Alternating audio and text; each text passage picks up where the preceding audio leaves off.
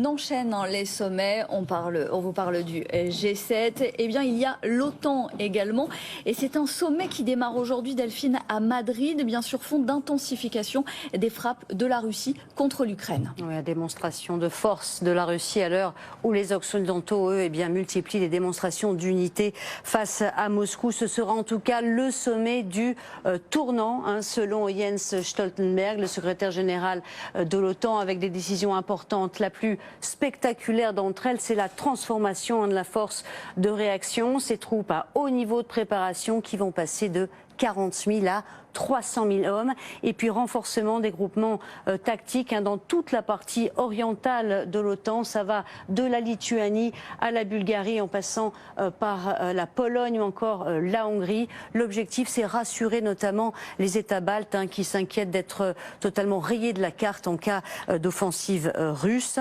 L'objectif n'est évidemment pas de provoquer un conflit, mais d'empêcher la Russie ou tout autre adversaire potentiel d'attaquer un pays allié. En tout cas, certains spécialistes s'interrogent sur l'état exact de préparation de ces troupes et sur les moyens financiers pour la mettre en branle. L'OTAN qui va aussi renforcer son soutien militaire à l'Ukraine avec à court terme, plus d'armes lourdes et puis à plus long terme, passer des équipements de l'ère soviétique aux équipements modernes de l'OTAN. Il s'agit tout simplement du plus grand remaniement de la défense collective de l'OTAN depuis la guerre froide, se félicite son secrétaire général. Alors ce remaniement va forcément avoir un coût. On voit quand on passe de 40 000 à 300 000 hommes, forcément c'est pas le même budget. Oui, l'OTAN va devoir investir davantage. Pour l'instant, ils ne sont que 9 pays sur 30 à consacrer les fameux 2% de leur PIB à leurs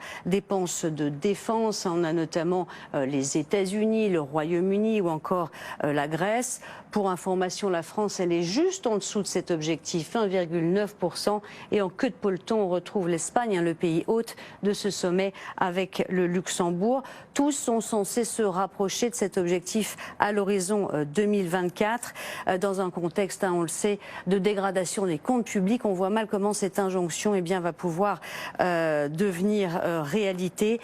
Cet objectif de 2% qui ne doit plus être un plancher, selon Stoltenberg, mais plus un plafond, mais un plancher. On se souvient qu'Emmanuel Macron avait parlé de mort cérébrale de l'OTAN.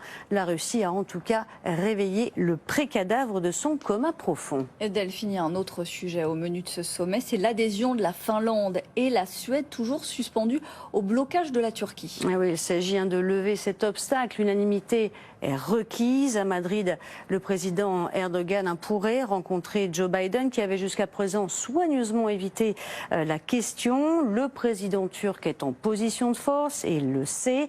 Il réclame depuis des mois des avions plus modernes, les F-16. Pour le faire plier, l'administration Biden pourrait lever éventuellement des sanctions qui frappent le pays depuis qu'elle a acheté un système de défense antiaérienne russe. Erdogan continue en tout cas son petit jeu ambigu entre d'un côté ses alliés occidentaux officiels et la Russie, au gré de ses petits calculs stratégiques. Un jeu bien dangereux face aux menaces actuelles.